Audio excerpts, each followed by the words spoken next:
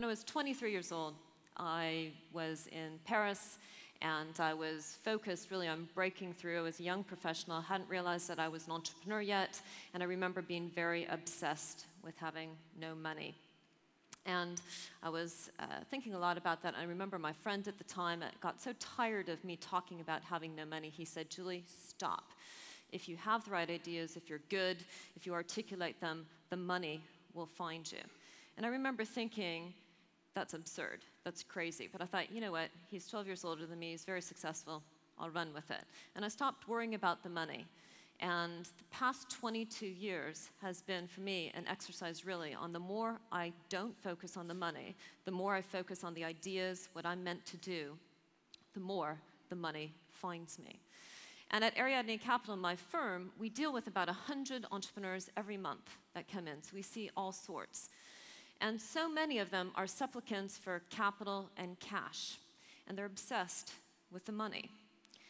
And yet, every once in a while, you see ones that are just absolutely driven by the ideas and recognize that the money will find them.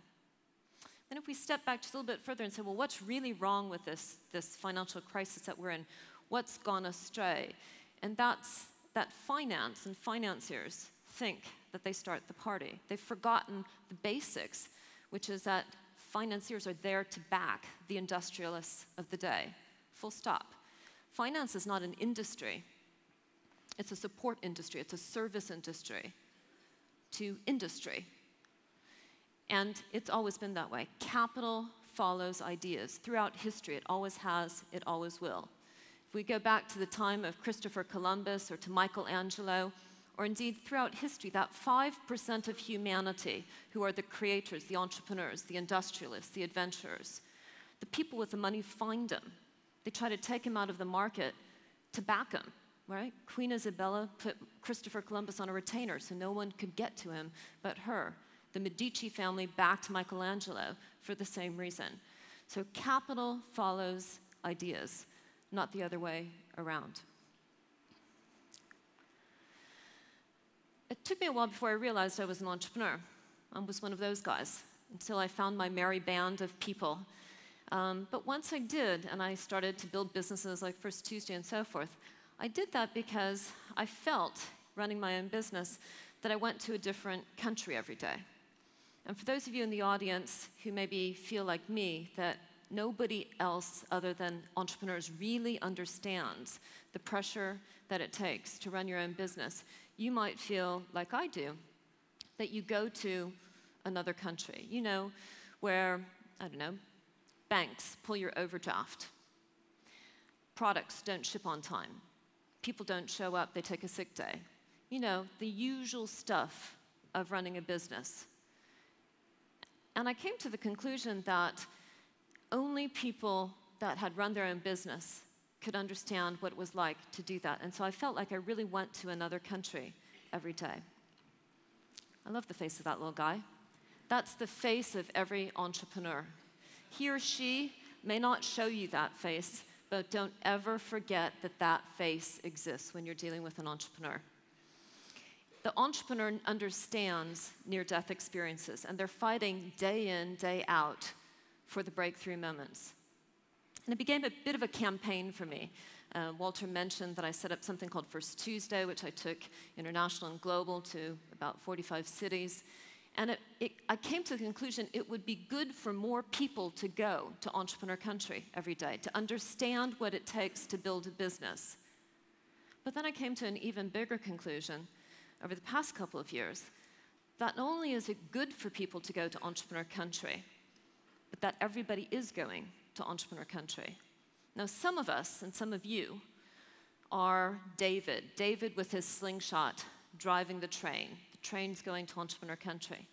But you know, somebody has to pass out the coffees and teas, and somebody's got to take the tickets, and somebody has got to polish the train. There's a place on that train for everyone, but we're all going to entrepreneur country. Now, a couple of quick thoughts just in terms of what entrepreneurs know and what will fuel entrepreneurship in the year 2061, because entrepreneurs understand things ahead of the rest of society. Now, this quote was from Iqbal Kadir, who founded the Grameen Phone, and I was speaking to him. I spoke at MIT and spoke to him recently. And Iqbal says, capitalism was about empowered authority, which didn't necessarily activate the citizenry. The internet stands that on its head and shifts the power to the individual, making individual capitalism the force of the 21st century. That's part of what's going to happen in the world over the next 50 years, is that individual capitalism is going to take root. Society is going to be organized around the entrepreneur. Now, I ask you, do you know anyone under 30 who thinks they work for someone? No. And I put in that category the 4 people in my company who work for me. They don't think they work for me, right? Society works best when it's organized around the entrepreneur, and more people are going to consider themselves individual capitalists. And I'm going to pass through these really quickly because a lot of these have been said already by other speakers. Clay Shirky talks about people don't want to be broadcast to. People want to engage in a conversation. And there's a fundamental network orientation, not just to business, but as Patty mentioned just a moment, to all of life. Life is not a zero-sum game, and that's what entrepreneurs really get, is that if you play a zero-sum game as an entrepreneur, you can never win. You can only win by creating a better mousetrap, by creating a bigger camembert. It's all about growth.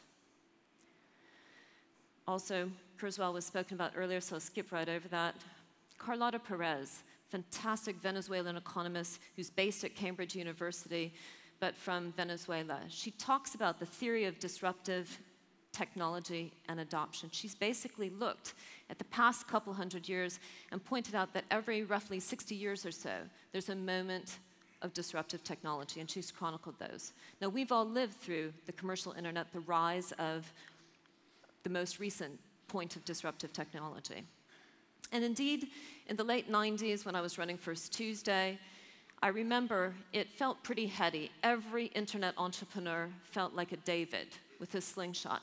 He or she was going to kill the establishment, watch out world. Whatever big Goliath there was not going to withstand those internet entrepreneurs. That's not what's happening today. David and Goliath must dance, because the social and economic institutions have put their arms around broadband mobile technologies. Remember, even in 2001, as the market went down, or through the financial crisis, did we stop living our lives less online? There's no correlation between how broadband mobile penetration entered our lives and the financial crisis. These things operate completely uncorrelated.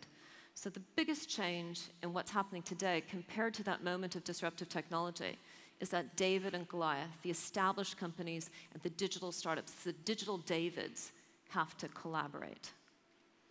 Now, there's 5 stages of company growth, and it's really a nice structure because the first stage, the concept stage, is what I call the dinner party stage. Most people have an idea, and they talk about it at dinner parties on Saturday night, and they do nothing with it. Some people get together a product and take that to market. That's around a consumer insight. You've got to validate the business model, but the big change is in phase 4 around how you scale a business.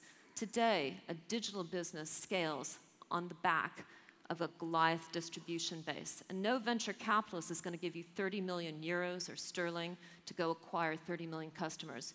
You've got to do that on the back of a partnership deal. David and Goliath dancing. Now, we see these David and Goliath deals all over the market.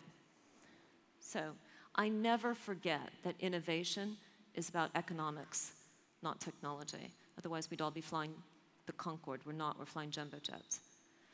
So ecosystem economics is what I think is the new industrial model. Basically, the companies that are organizing the business model for the ecosystem in which they operate are winning.